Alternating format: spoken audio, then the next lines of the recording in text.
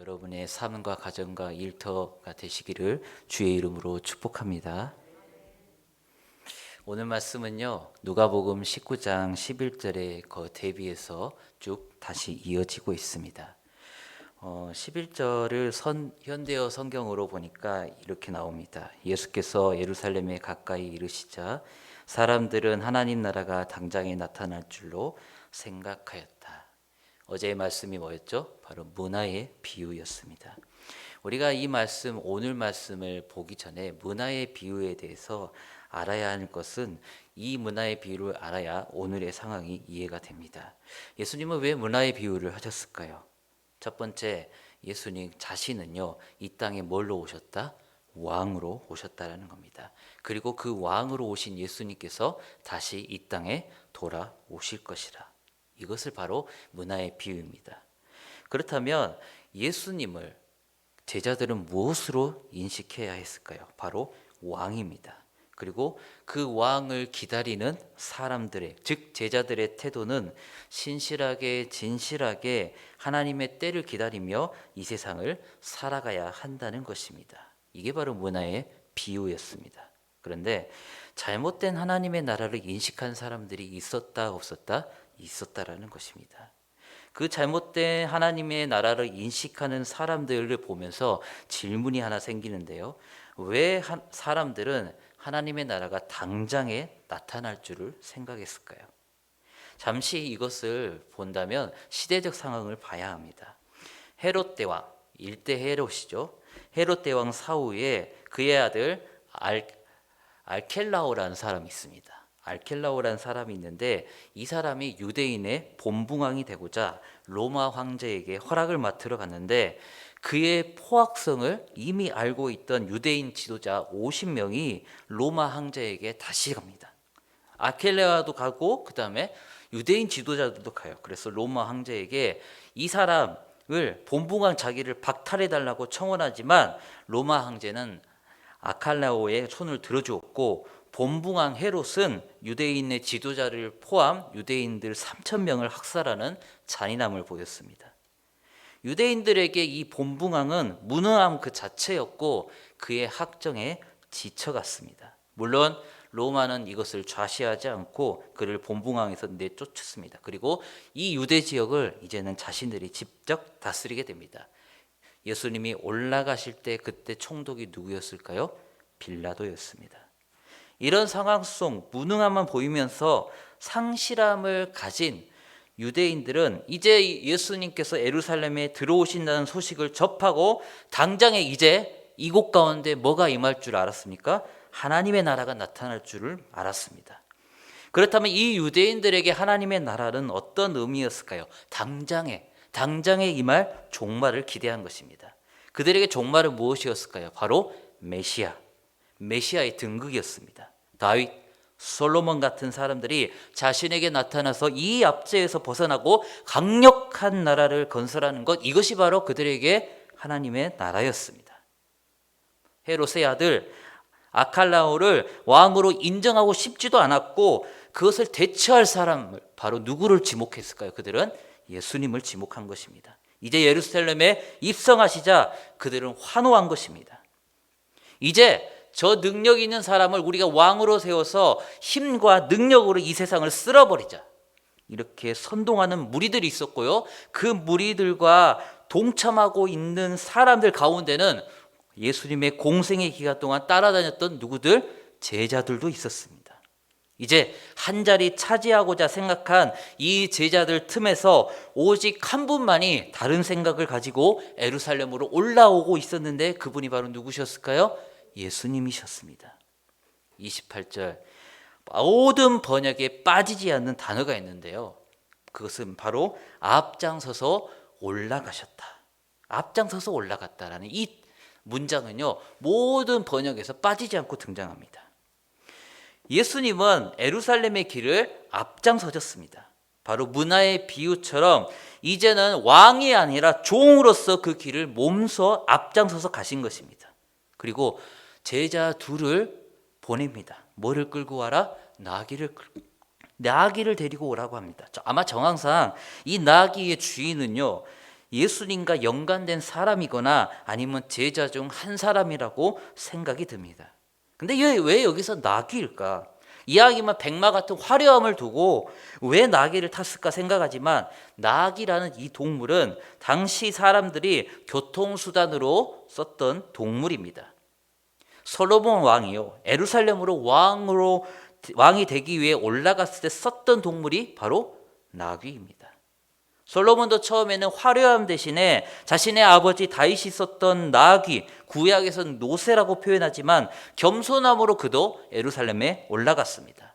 500년 전 스가랴의 예언도 성취하시면서 겸손으로 예수님은 올라가신 것입니다. 어디로? 예루살렘으로. 어떻게? 앞장서서 올라가셨다. 이러한 모습들의 사람들은 더 환호할 수밖에 없었습니다. 당시 자신인 내가 메시아야 라고 말하는 사람들이 적지 않았다고 합니다. 그러나 그런 자들은 모두 뭐를 추구했다? 화려함을 추구했고 회중들에게 군림하고자 했습니다. 그런데 이제 자신들의 틀에 딱 맞는 사람이 나타났으니 이 사람이 누구다? 나사렛 예수였습니다. 이 모습을 보는 제자들은 속으로 더 환호했죠. 드디어 우리 세상이 왔도다. 그러면서 사람들이 겉옷을 펴서 길가에 깔아드리는 그 모습을 보게 됩니다. 제자들이요. 현대어 성경을 보니까 이때 제자의 온 무리가 자기들이 본 모든 이적에 대하여 기뻐하며 큰 소리로 하나님을 찬양하여 노래하였다라고 말합니다.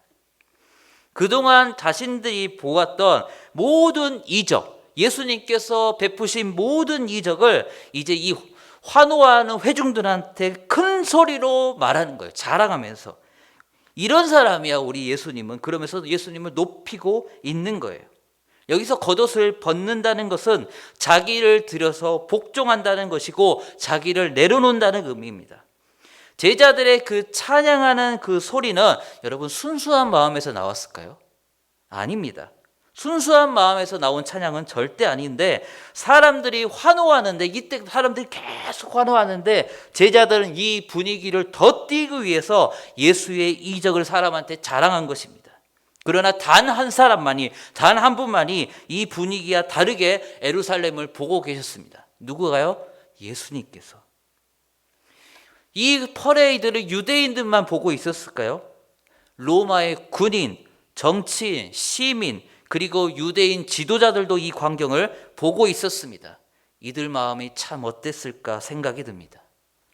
로마인들은 저 사람이 누구길래 저런 반응을 보이는가, 사람들이 저거는 발람의 조짐이 아닌가 생각했을 것이고, 유대 지도자들은 저 행동을 하면 회중들이 폭동을 일으켜서 우리의 생명과 재산을 약탈하지 않았을까 생각했을 것 같습니다. 그래서 38절에 보니까 주의 이름으로 오시는 왕이요 하늘에는 평화요 가장 높은 것은 영광이로다 하니, 이 문장에 유대 지도자들이 깜짝 놀랍니다. 왕이라는 단어는요 헬라어로 바실리우스라는 단어인데요, 이 단어는 권력자, 소유자, 그리고 메시아적 왕의 뜻이 있습니다. 보고 있는 로마인들에게 눈치도 보이고, 그리고 이 단어가 회중들을 자극시키는 것에 있어서 그들은 두려움을 느낀 것입니다. 그래서 39절에 예수님께 말하죠. 제자들을 꾸짖어라. 강력하게 예수님께 권고합니다. 그런데 예수님 뭐 합니까? 냅둬라. 저들이 노래하지 않으면 누가 노래하리라? 돌들이 노래하리라. 즉 사람이 노래하지 않으면 자연히 이 광경을 보면서 노래할 것이다 라는 말입니다. 제자들 그리고 회중들은 잘못된 하나님의 나라를 믿고 지금은 환호하고 있지만, 훗날 그들이 뭐가 됐습니까? 그리스도인들이 됐습니다. 그들이 진정한 하나님의 나라를 믿고 교회를 세워간다면 이 찬양은 끊이지 않고 계속 이어지지만 그 의미는 같아졌을까요? 달라졌겠죠. 다르고 깊이도 달라졌을 것을 예수님은 알았기에 그 모든 행위를 눈감으신 것입니다. 그러면서 성전에 있는 예루살렘을 보시면서 한 행동이 무엇일까? 41절을 여러분 보시고 저는 공동 번역으로 읽어보겠습니다.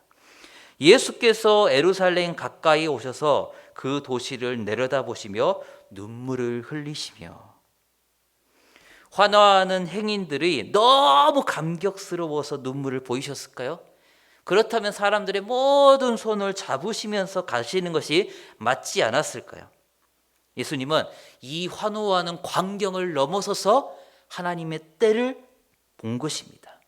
세월이 지나서요, AD 70년에 로마에 의해서 불타 없어질 평화라는 의미를 담긴 예루살렘을 보시면서 눈물을 흘리신 것입니다. 하나님의 영광이 가득했던 시온성 예루살렘이 무너지는 모습을 예수만이 보신 것입니다. AD 70년에 예루살렘의 죽은 인구가요, 약 60만 명이 목숨을 잃었다고 기록이 되어 있으니 이 얼마나 비통한 일일까요? 예수님은 눈물을 흘리셨다라고 기록하고 있는데 원어로는요, 통곡하셨다라고 말하고 있습니다. 예수님의 모습은 우리가 어떤 자로 이 세상을 살아가야 하는가 앞장서서 보여주고 계십니다. 가식적인 모습이 아니라요, 진짜 진실된 모습으로 사람들 앞에 보이시고 훗날 이 모습을 제자들도 따라가기를 원하셨던 것입니다. 예수님이 돈이 많아서 회중들 앞에 나타나고 사역을 하셨을까요? 빈손으로 가셨습니다. 근데 왜 사람들은 예수님을 그렇게 따라다녔을까요? 진실된 모습을 보였기 때문에 그렇습니다. 자기 자신이 진실된 모습을 보이시면서 몸소 앞장서서 나가시고 진정한 하나님의 나라를 전하니까 사람들이 따라온 것이죠. 여기서 중요한 단어가 나옵니다. 내가 보살핌 받는 날, 다른 번역은요, 하나님의 때라고 말합니다. 하나님의 때를 발견하지 못하고 세상의 힘을 사모하는 모든 무리들에게 예수님은 경고하면서 그리고 또한 강력하게 말씀하신 겁니다. 예수님을 따라다니는 자들이나 예수님을 경계하는 모든 자들에게 문화의 비유같이 하나님의 때를 알고 기다리라고 주님은 말씀하시면서 너희도 어떤 길을 걸어가라? 진실된 길을 걸어가라고 주님은 말씀하고 있는 것입니다. 예수님께서 환호함과 그 다음에 인기를 얻으려 한다면 성전에 가서 바로 설교를 하시면 됩니다. 그러나 하신 행동이 무엇입니까? 성전에 올라가셔서 환호하는 회중들을 뒤로 한 채 하나님의 때를 가로막고 성전에서 장사하는 모든 무리들을 내쫓아버립니다. 모든 것을 치워버리죠. 예수님께서는요, 모든 사람이 여기서 예배하면서 하나님의 때를 보면서 진정한 하나님의 나라를 세워가기를 바라는 마음으로 성전을 정화하십니다. 이 광경을 본 환호하는 회중, 그리고 로마인, 그리고 유대인 지도자들 어떤 생각을 했을까요? 지도자들이 어떤 생각을 했는가 이 뒤에 말씀에 보면 나옵니다.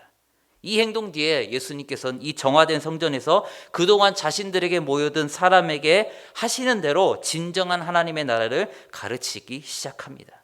이 광경에 가장 분노한 사람들이 누구였을까요? 지도자들이었습니다. 자신들의 부와 명예의 상징인 성전을 누가 뺏어가 버렸어요? 예수님께서 뺏어가 버리니 분이 차오를 수밖에 없었습니다. 그리고 그들은 결탁했습니다. 누구와요? 로마인들하고. 로마와 그 다음에 지도자들, 이 사람들이 결탁했습니다. 로마인들은요, 예수님이 얼마나 사람들에게 영향을 끼치는가 보았어요. 그래서 그들이 마음만 먹으면 충분히 반란도 일으킬 수 있다라는 것을 이제 알았어요. 그래서 이 두 연합으로 인해서 누구의 죽음이 다가오고 있었다? 예수님의 죽음이 다가오고 있었습니다. 그런데 이 모든 것이 누구의 계획이었습니까? 하나님의 계획이었습니다. 누가복음이 어디하고 연결된 책인가요? 사도행전입니다. 이 사건을 본 유대인들은 적지 않았을 것입니다. 성전 정화 후 예수님의 말씀을 듣던 유대인들도 사도행전에 등장했을 것입니다. 훗날 예루살렘 교회 안에 이 사건에 동참했거나 아니면 예수님의 말씀을 들었던 유대인들이 분명히 있었을 거예요. 예루살렘 그 교회 안에. 정화된 성전에서 예수님은요, 겨자씨 같은 믿음을 그들에게 뿌리고 계셨던 것입니다. 여러분 기억하시기 바랍니다. 예수님은 그 예루살렘의 그 환호함 속에서도 이사야처럼 에레미야처럼 호세야처럼 눈물을 흘리고 계셨습니다. 눈물을 흘린다는 것이 아니죠. 통곡하셨습니다. 하나님의 때를 보면서 진짜 하나님의 나라를 세워가는 마음으로 앞장서서 예루살렘에 올라가셨습니다. 오늘 주님은요, 온 무리에게 예루살렘에 뭘로 오셨습니까? 왕으로 오셨습니다. 그러나 문화의 비유처럼 이제는 왕으로 올라가시는 것이 아니라 종으로서 올라가십니다. 앞장서서 우리에게 몸소 보이고 계십니다. 예수님은 제자들에게 거짓되고 허황된 길이 아니라 진실된 길을 걸어가기를 원하셨습니다. 그렇다면 우리는 결정해야죠. 왕으로 오신 예수님을 어떤 마음으로 맞이할 것인가? 그리고 끝까지 신실하게 진실하게 주의 길을 가면서 주님을 왕으로 기다릴 것인가? 아니면 악의 편에 서서 예수를 죽일 것인가? 우리는 결정해야 합니다. 평화의 왕으로 이제는 앞장서서 종으로 오신 예수를 우리는 아낌없이 나의 겉옷을 벗어서 우리는 맞이해야 할 것입니다. 비록 나의 잘못된 마음의 동기로 주님을 맞이하더라도 주님은 괜찮다라고 말하십니다. 언젠가는 그 마음이 다시 바뀔 것인가요? 바뀔 것이 그러니까 알았기 때문에 주님은 우리를 안아주시면서 우리에게 어떤 것을 허락하실까요? 은혜와 사랑, 그 안에서 우리의 마음은 회복과 변화를 주님은 허락하십니다. 예수 그리스도의 그 종된 마음, 이 사순절 기간 동안 여러분 묵상하시면서 우리도 함께 예수의 길을 걸어가는 복된 여러분의 삶이 되시기를 주의 이름으로 축복합니다. 이 마음 오늘 하루 간직하면서 승리하시는 여러분 되시기를 주님의 이름으로 축복합니다. 기도하겠습니다. 하나님, 종으로 올라가신 예수님을 바라보면서 비록 우리의 마음과 동기가 조금은 예수님과 다를지라도 주님은 괜찮다, 사랑한다, 내 아들아, 내 딸하고 말씀해 주시니 감사합니다. 주님이 우리 앞에 서셔서 우리를 바른 길로 인도하여 주시옵소서. 우리의 마음이 상한 마음이 있더라도 주님은 우리 곁에 계셔서 우리를 큰 팔로 안아주시기를 소망합니다. 하나님, 그래야 해서 우리가 바른 길을 걸어갈 때, 주님이 가신 그 진실한 길을 걸어갈 때 주님이 우리에게 칭찬받는 종이라고 말씀해 주시기를 간절히 소망합니다. 그를 위해서 우리가 주님의 말씀을 지키면서 이 복된 하루 살아갈 수 있도록 우리를 인도하시고 함께 하시고, 이 은혜가 우리에만 머무는 것이 아니라 우리의 자녀들, 다음 세대들까지 이어질 수 있도록 주님께서 축복을 허락하여 주시옵소서. 감사드립니다. 예수 그리스도 이름 받들어 기도합니다.